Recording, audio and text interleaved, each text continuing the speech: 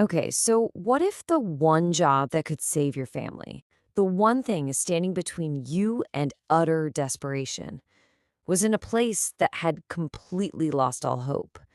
Today, we're going to break down this really powerful story about a desperate young woman, a silent mansion that's hiding some dark secrets, and a connection that's forged in the absolute most unlikely of circumstances. Let's dive in. So we start with our protagonist, Lena, and she has hit rock bottom. I mean, her mother is sick, there's no food, and she's walking through a rainy San Francisco with literally her last $20. As she says here, she's just praying for one job. This isn't about getting ahead, this is about pure, simple survival. And where does that one job lead her?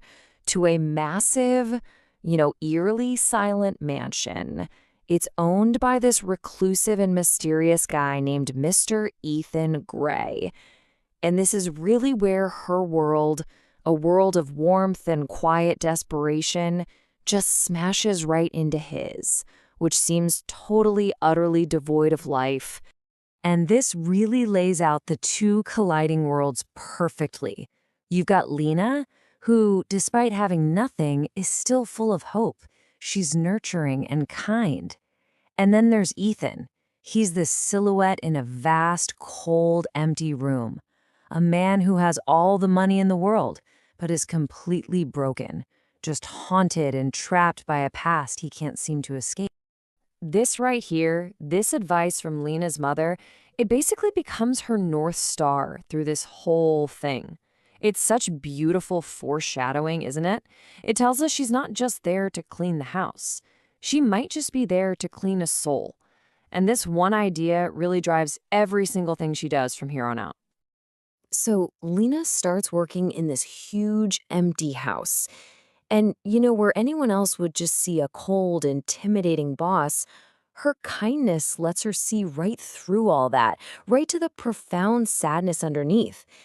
And so she starts, in these small, quiet ways, to just try and reach the actual man behind that cold facade.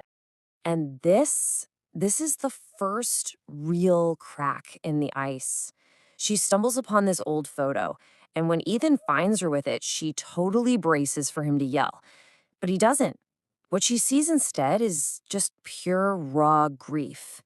And in that second, he's not a scary boss anymore. He's just a broken man.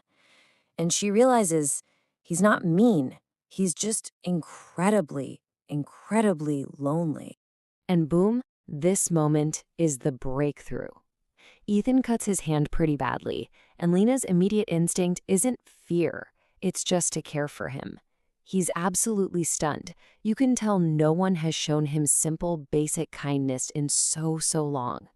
And when he whispers her name, "Thank you, Lena," it feels like the first spark of warmth in that entire house.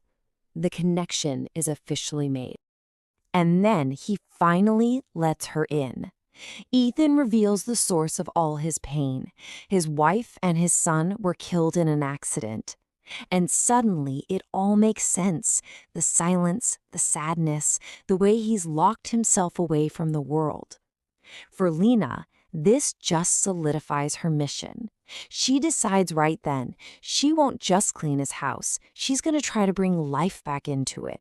But, just as this fragile little bit of trust starts to form, this new element of danger just creeps into the picture. There are these late-night meetings, hushed, angry voices, and the introduction of Ethan's supposed business associate, a guy named Mark whose smile just doesn't quite reach his eyes. You know the type. This is the first major red flag. Lena accidentally overhears this conversation between Mark and some other man. Now, she doesn't really get the context, but her gut is just screaming that something is deeply, deeply wrong. Ethan is being kept in the dark about something big happening right under his own roof. And this is where Lena transforms from a maid into a detective. I mean, look at how she starts piecing it all together. First, a suspicious file, then a really chilling text message. Then she finds a burnt piece of paper in the trash with account numbers, and she's smart enough to secretly take a picture of it. And then Ethan himself gives her this cryptic warning, which basically confirms all her fears. He knows he's in trouble. So now the central question is staring us right in the face. We know there's a plot, and all the signs are pointing to Ethan being the target. But who's the real mastermind behind it all? And what is their end game? The tension is just ratcheting up. And then it all comes crashing down. The police show up at the mansion. They've got what looks like a mountain of evidence, and they arrest a completely stunned Ethan for company fraud. The trap has been sprung, and it looks like he's caught. This right here is Lena's defining moment. She could just walk away, right? Find another job, protect herself. It's not her problem. But instead, she looks at the pictures she secretly took on her phone, all the little clues she gathered, and she makes a vow. She decides to risk everything for the man who is just starting to learn how to trust again. And Lena doesn't just sit around hoping for the best, she makes a plan. It's incredibly methodical and so brave. She actually follows Mark to his office. Then she tracks him to this secluded warehouse where she manages to overhear his confession. She snaps this crucial photo of him with his accomplice and then narrowly, escapes before she gets caught. And her insane courage pays off. She takes all of her evidence, the texts, the photo of the burned paper, the new photo of the meeting, straight to the police. And this time, they listen. All the pieces fit together, the real criminals are arrested, and Ethan is completely exonerated. Justice is served, and it's all because of Lena. This is their reunion. And you can just feel that all the pretense is gone. He's not her boss anymore, and she's not just his maid. In this moment, they are just two people who are now bound together by this shared trauma and this incredible act of loyalty and trust. He finally sees her for who she truly is, his savior. So you think the story's over, right? You think they can finally start to heal, but no. One last ghost from the past comes crawling out to threaten everything they've just built. The final obstacle shows up as an anonymous note. And this note, it connects Ethan to the tragic death of Lena's own father years and years ago. It is just a devastating blow that calls the very foundation of their new trust into question.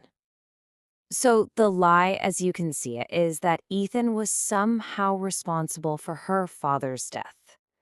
But the truth? Oh, the truth is so much more heroic and heartbreaking. Years ago, Lena's father died trying to stop this same man, Mark, from ruining the company. He wasn't a victim of Ethan at all. He was a hero who died protecting what Ethan had built. And here is Ethan's final, incredible reveal. He confesses he knew about her father's heroism the whole time, but was just too afraid to tell her, thinking she'd leave. And to atone for that silence and to truly honor the man who died for his company, he secretly founded a charity in her father's name.